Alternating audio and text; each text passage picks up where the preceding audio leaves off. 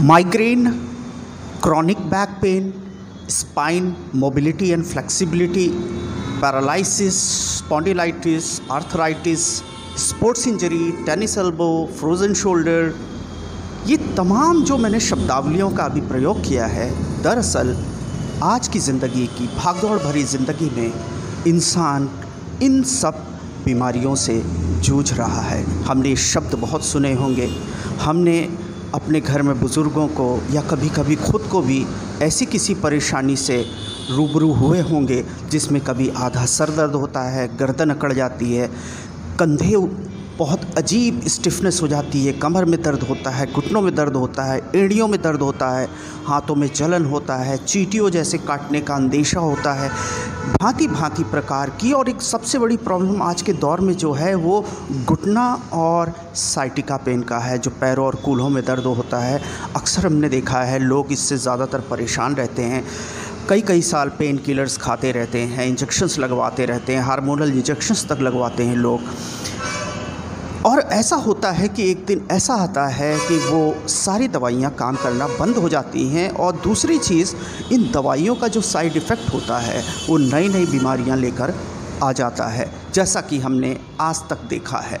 इसका मतलब नहीं कि सारे केसेस में ऐसा होता है, नहीं, लेकिन पेन किलर्स जो होते हैं ये कहीं ना कहीं हमारी किडनी और लीवर पे बहुत इफ़ेक्टेड होते हैं।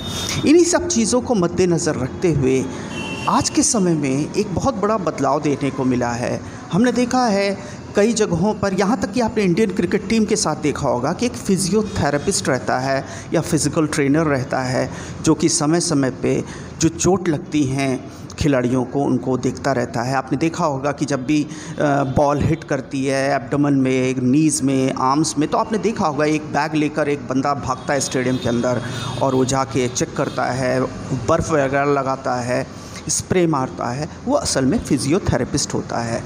वो देखता है कहीं चोट गंभीर तो नहीं है, अगर गंभीर है तो रिटायर हर्ट हो जाता है। तो इस तरह की स्पोर्ट्स इंजरी में भी हमने देखा है फिज़ियोथेरेपिस्ट या फिज़िकल ट्रेनर्स बहुत कारगर हुए हैं। और पिछले कई सालों में इनकी सफलता ने ये साबित भी कर दिया है।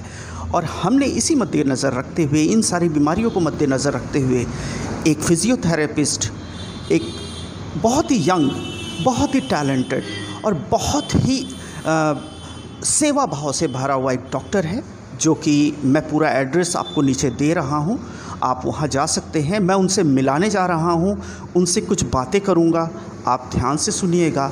डॉक्टर विजय कुमार, जो कि फिज़ियोथेरेपी और नेचुरोपैथी दोनों पद्धतियों से ये जितनी भी बीमारियों के मैंने नाम लिए हैं उनका इलाज करते हैं। सनबर्ड फिज़ियो केयर नाम से इनका सेंटर है, जो कि ट्रांसपोर्ट नगर में गति चौराहा है। गति चौराहे से थोड़ा सा आगे 200 मीटर महेंद्र नगर है। बहुत ईज़िली रोड पे ही इनका सेंटर है, आसानी से वहाँ पहुँच जाते हैं। काफ़ी मरीज़ों को देख रहे हैं, काफ़ी लोगों को फ़ायदा हुआ है। हमने उनसे बात की। अब आप वो बातें सुनिए और देखिए आपके लिए कितना फ़ायदेमंद है ये ट्रीटमेंट।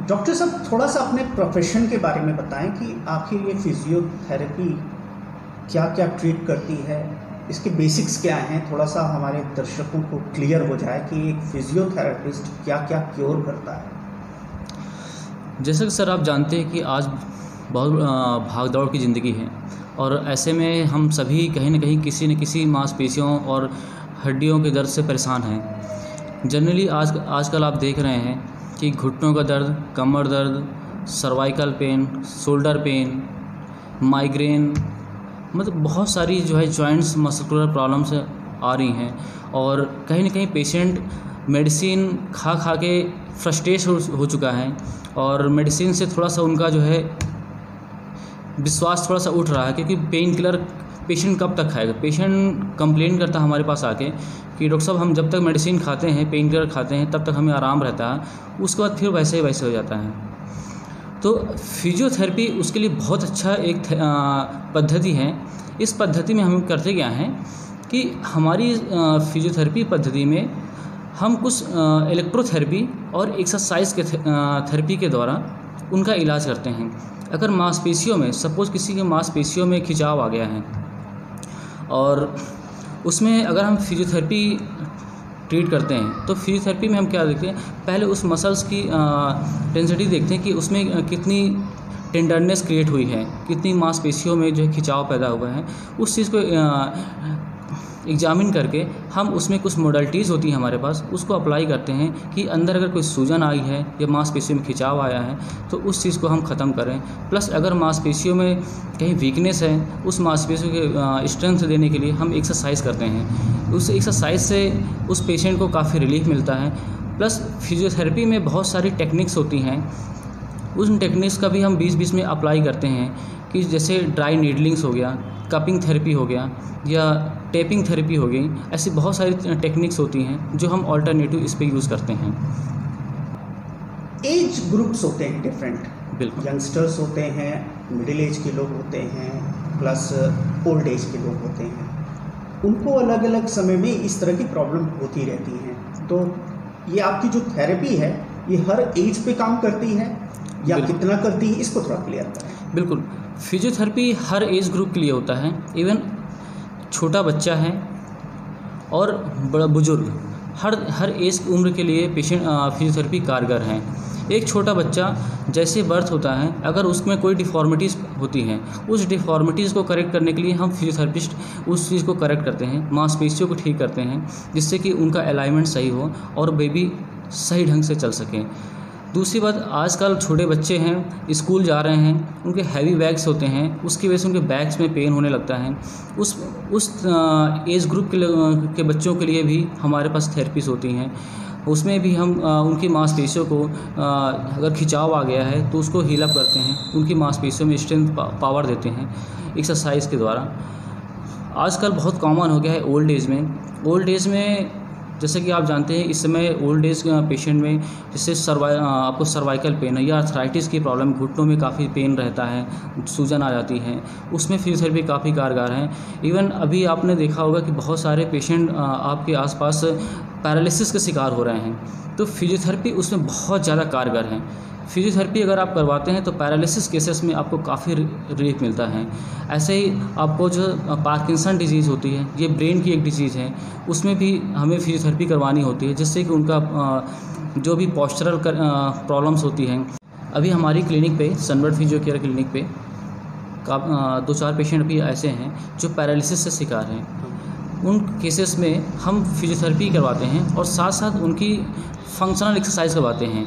लाइक अगर उनको उनका वर्क नहीं कर रहा है तो उनकी क्या एक्टिविटीज़ होती हैं, उस एक्टिविटीज़ को भी हम यहाँ पे थेरेपी देते हैं। साथ में उनका चलाना, उनको बैलेंस बॉल थेरेपी करवाते हैं, जिससे कि उनको सिटिंग ईजिली अपने खुद से बैठ सकें, खड़े हो सकें। साइकिलिंग करवाते हैं, जिससे कि उनकी मांसपेशियों में थोड़ा सा मजबूती आए और सर्कुलेशन उनका बढ़े। दूसरी चीज़ें क्या है, उनको हम इलेक्ट्रोथेरेपी देते हैं, जिससे कि उनका नर्वस सिस्टम थोड़ा सा स्ट्रांग हो, उनका जो फंक्शन वापस चला गया है वो रीजनरेट हो, फिर से वापस आए।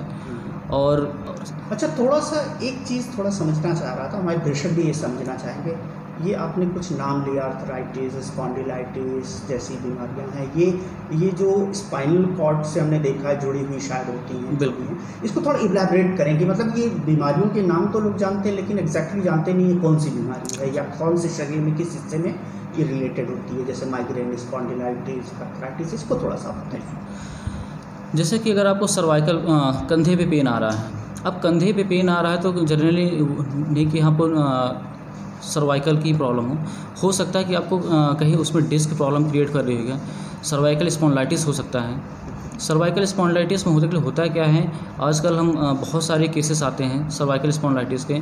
इसमें क्या होता है कि जनरली हमको शोल्डर में पेन रहता है, हमारे हाथों में, दोनों हाथों में जो है झंझनाहट रहती है, कंपन रहती है, ग्रिपिंग पावर ख़त्म हो जाती है, सर में भारीपन रहता है, चक्कर आते हैं, कभी कभी जी मचलाता है। ऐसे में क्या होता है, हम जब उनको एक्सरे या एमआरआई के लिए रेफ़र करते हैं, जब वहाँ से रिपोर्ट आती है, उस रिपोर्ट को हम देखते हैं तो उसमें मालूम चलता है कि कहीं ना कहीं उनके डिस्क में बल्जिंग आई हुई है, उनका स्पेस जो है, गैप वो बढ़ चुका है।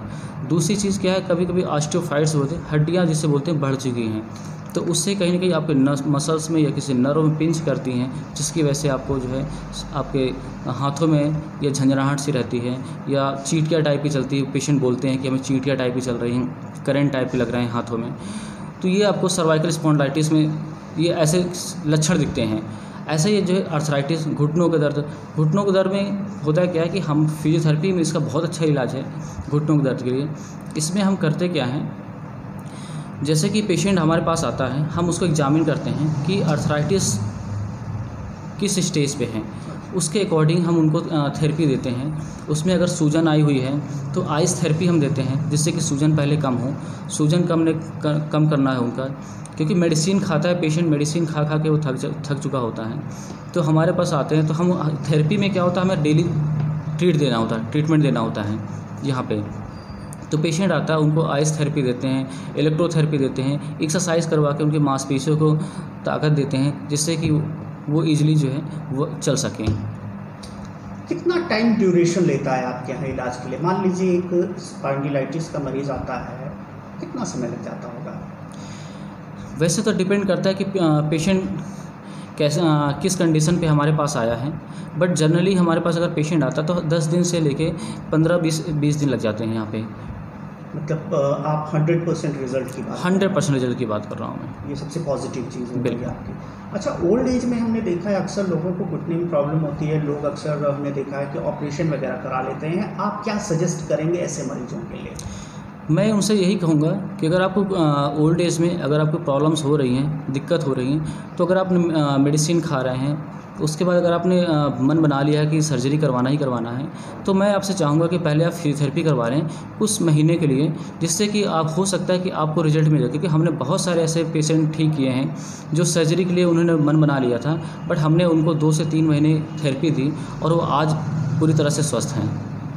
अच्छा डॉक्टर साहब, एक चीज़ और है, ये माइग्रेन की प्रॉब्लम मैंने यंगस्टर्स में भी काफ़ी देखा है, इसको थोड़ा सा इलाबोरेट करेंगे। माइग्रेन होता क्या है, किस दर्द को हम माइग्रेन समझें और क्यों होता है? सर, माइग्रेन एक्चुअली होता है क्या है कि हमारे जो जिसे बोलते हैं आधे सर का दर्द, इसमें भी कहीं ना कहीं हमको एक स्ट्रेस का बहुत बड़ा रोल होता है। इसमें स्ट्रेस अगर हमको है या बहुत ज़्यादा हमने सर झुकाने का काम किया, सर झुकाते हैं, उसमें प्रॉब्लम्स होती हैं।